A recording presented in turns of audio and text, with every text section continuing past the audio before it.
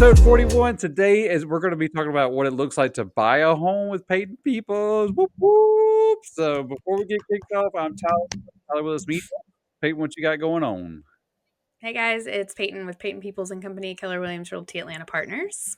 Hey everybody, Megan Mulvey, your Hats and Homes girl with Cross Country Mortgage out of Peachtree City. It's easy breezy. Boom. That's right. Super I love simple. Well, Payton, this episode's all with you. I've contacted you. I'm looking to move to the area. What does that process look like? The process is different based on who you are and what your circumstances are. If you are a relocation client and you don't live here, I have a whole process for that. If you are local and you are in the market to buy your house for the first time, process for that.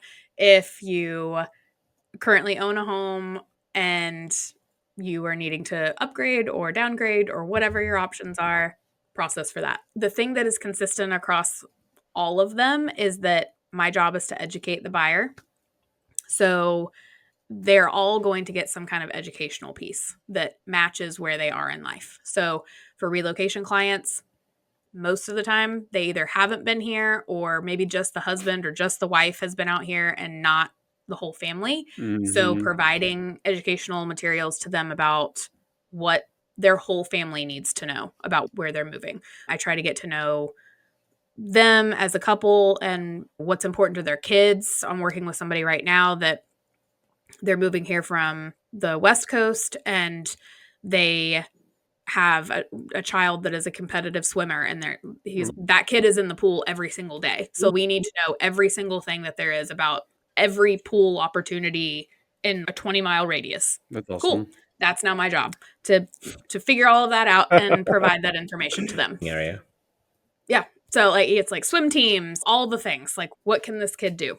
Now, if we're talking about a first-time home buyer, I'm probably going to work a lot more closely with somebody like Megan and Christian to provide really good educational financial literacy to them because most of them have no idea what it takes to buy a house, what kind of credit score you need, what kind of money we're talking about. I feel like no matter how many times we have this conversation, we could say, you don't have to have 20% to buy a house. Right. The overwhelming majority of society is still going to tell people, nope, you need 20% to buy a house. So it just makes our piece a lot more intentional. Like we have to be louder than everyone else and more direct than everyone else. So I typically, because we're trying to stay in our own lanes, I don't provide that information. I connect them to the lenders, allow them to do that. And then I'll circle back and say, okay, now that we know X, Y, and Z based on your circumstances, what does the house situation look like? Because it very well could have been that the conversation they had with Megan was 6 months. So if we need 6 months, then let's make a plan for what the next 6 months look like. Then if I'm talking about people who need to upsize, downsize, whatever resale situation, that's really just tailored towards what do they need? Where are they going? Why are they leaving? Was this a divorce situation? Did all your kids grow up and now you don't need this huge house, or you just had a bunch of kids and now you need a bigger house? Like what are we working with, and trying to gather as much information as possible and staying in front of everything that's important to them is now important to me. If I see something that they're like, oh, I really want to be, right now we live in Fayetteville, but I really want to be in Peachtree City. I'm like, okay, for the next 7 days, here's what's going on in Peachtree City, family friendly things that you should probably come and be part of so that you get an idea of what it's like to live here. Here's the contact information for places where you can go rent a golf cart for a day so you can drive around and really get the experience. I've had people who are like, oh, I don't have time, or, oh, I called everybody and they don't have any. I'm like, okay, we're taking my golf cart and we're all going to go. It's just, it's the things that you do that nobody else is doing to provide a level of service to clients that is what sets you apart. So my home buyers are always going to feel educated and they're always going to feel taken care of. It just really honestly depends on all of their personal circumstances. Now, I think having that, like, what to expect for a potential buyer moving in is key. As somebody that's trying to sell their house, I've now had my house shown to 10 different people where one spouse is only present during the showing, where they have to then go back home and relay all the information, and then spouse comes and doesn't like it, and then the one spouse is super upset at the other one for not liking it. And so I also think it's key, if you're going into a place where you're unfamiliar, that everybody involved, kids, parents, everybody that's in the immediate family, don't invite your uncle, don't invite your dad. Like, it needs to be the immediate family and the agent. It needs to be everybody involved to go see a property. That way you have the entire picture of what it looks like for the whole family to move to that house. Specifically, had one lady, she was ready to pull the contract, and then her husband came and saw it and was like, I don't that one tree. And then that killed the whole deal. And I was like, a tree could be taken down. I will chop that tree down myself. I will go buy a damn chainsaw for you, bro. That's like, right. and I We was have just plenty like, of Home really? Depots. Yeah.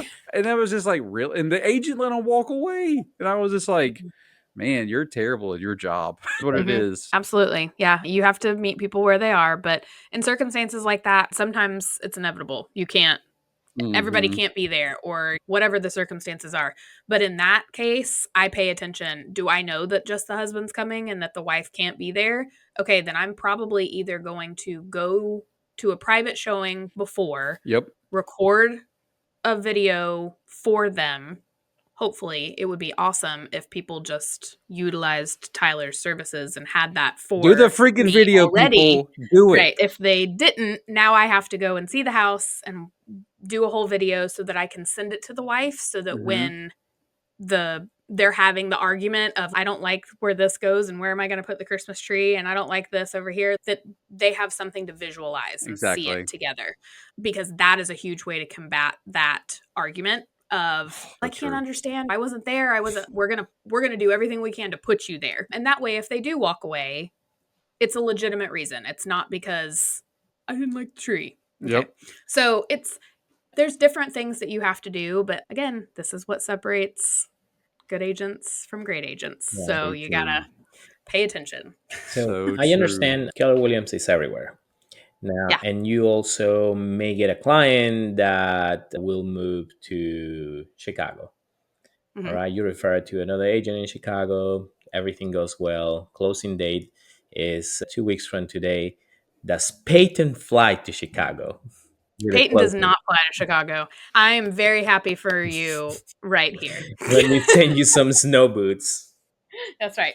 I'm always going to be in constant contact with those clients, because I never want them to feel like, oh, just because you left, like, I'm never going to talk to you again. But I don't go to those extremes. A lot of the times I communicate to the agents that I'm referring clients to and just say, look, I'm not going to be like your hand holder here. You take them. I trust you. Just provide me updates so that when I check in with them, that I have some kind of backstory about what's going on. And it makes the whole process a lot smoother. It's genius. I love it. Unless they're relocating to Hawaii, I would then I might consider going to that. That's a business trip at that time. That's right. I know that you're buying a house with an extra room, so we're gonna go make sure it works. Oh, I love it. I'll be your first guest. Yeah. It'll be great. Guys, I'm going to keep this one super short on this episode because we don't want to give away too much of Payton's homebuyer guide. So if you're looking to move to the area, reach out to Payton, and she's going to hit you with all kinds of resources, not just from her, but from Christian is making as well. If you're a first-time home buyer, or just depending on whatever your situation is, she's going to give you all the information, and then you got to sit down and read it. It's up to you. That's right. Hit you with a tree. Bingo. I'm going to hit you with the tree. I love it. Guys, that's it. That's the end of episode 41. Thank you so much. Stay tuned. Every Tuesday, we got new episodes, new content out for you guys. So check back with us next week and see what we're talking about then. But until then, y'all have a great day. See ya.